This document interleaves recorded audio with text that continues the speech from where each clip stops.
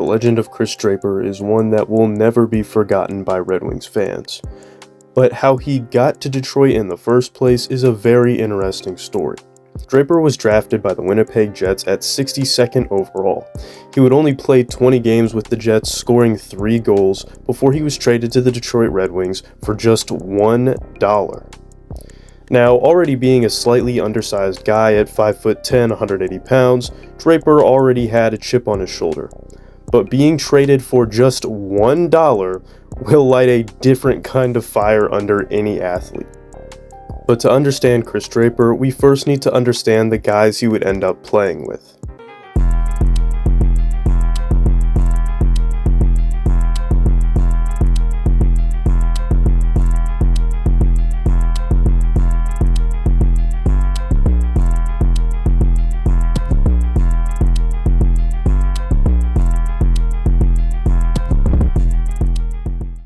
The grind line was one of the toughest, hardest hitting lines in all of hockey.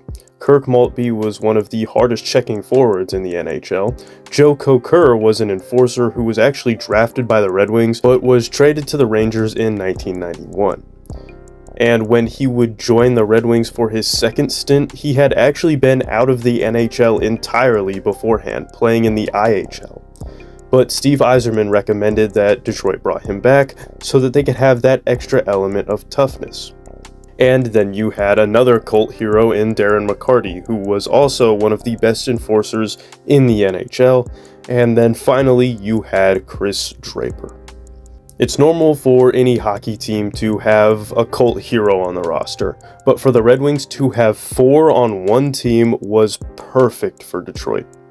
They weren't always the biggest or the fastest, they didn't win a lot of individual awards, and all of them had a chip on their shoulder for one reason or another. If you wanted great skating and fancy goal scoring, the Russian 5 was probably more your speed.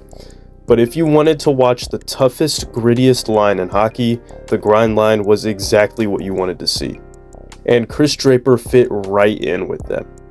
Now, you've probably all heard the story about the Claude Lemieux hit, where Draper basically broke most of the bones in his face and still skated off the ice instead of being stretchered off like the Red Wings trainer suggested. But still, that story is perfect to describe Kris Draper. He lost consciousness a total of 3 times. The first time being right after the hit, the second time being when he got off the ice, and the third time being in the locker room when he felt the pain of his injuries for the first time.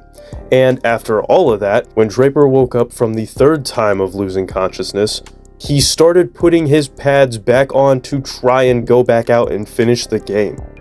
The only questions he had after seeing his injury for the first time were, what's the score and who hit me? If that doesn't represent the mentality of Kris Draper, I don't know what does. Now, it's easy to understand why any city would fall in love with a guy like that. But, like I've said many times in my videos, it just means more in Detroit. This is Hockey Town. No other city in America or Canada appreciates tough hockey like Detroit. But Draper wasn't just a tough guy. He was a skilled hockey player, winning the Selke Trophy in the 2003 to 2004 season for being the best defensive forward in the NHL. Draper totaled 161 goals and 364 points in his 20-year NHL career and is one of just 7 other Red Wings players to wear the winged wheel in 1,000 games.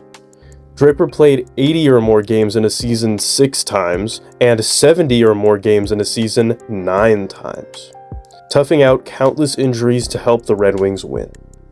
And if you ask Draper about if it was worth it, I'm sure he would just show you the 4 rings that he has on his fingers.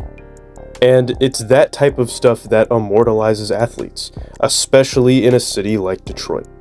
A guy who went from being traded for just $1 single bill had turned himself into a hero.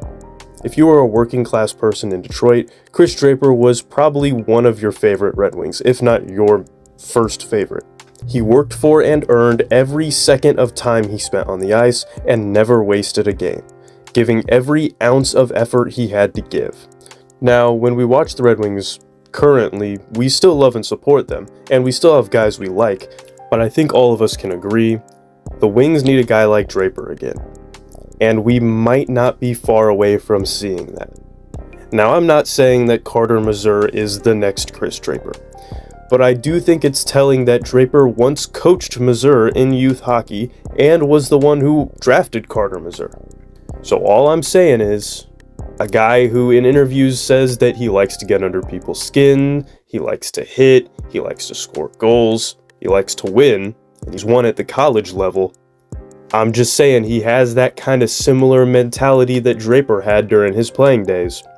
So while we watch the Red Wings now and we say, hey, we need that element of toughness, I think Carter Mazur might bring that, because I know you have Lucas Raymond, you have Moritz Seider, but I think Carter Mazur is really going to bring that element that Kris Draper brought back in the day, because it wasn't just about hitting people, it wasn't just about aggravating people, it was about winning and toughing stuff out, and proving to the rest of the hockey world that you were better than them. And I think that Carter Mazur brings that exact quality to whatever team he plays on.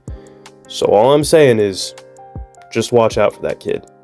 Because I think there's a reason that Kris Draper brought him to the Red Wings, and there's a reason that he's playing in the AHL right now and all that.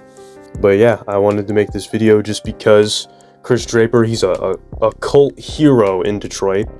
I mean, he's one of the most beloved players in Red Wings history. He played, like I said, he played over 1,000 games with the Red Wings, one of just 7 other players to do that. So that's not something that is easily achieved. That's a really big accomplishment. And I don't think we're ever going to forget what Kris Draper did for this city and for the Detroit Red Wings. But anyways, I'm Limitless Pulls. I'll see you guys next time. But you get the mix right, nigga, put it in the blender. Hell yeah, I'm Wingstop. Bitch, I'm selling chicken tender. It's like I got the beef with energy and water like Kimber. Hey, turning, looking like dinner. It's like I got the bag, boy or girl.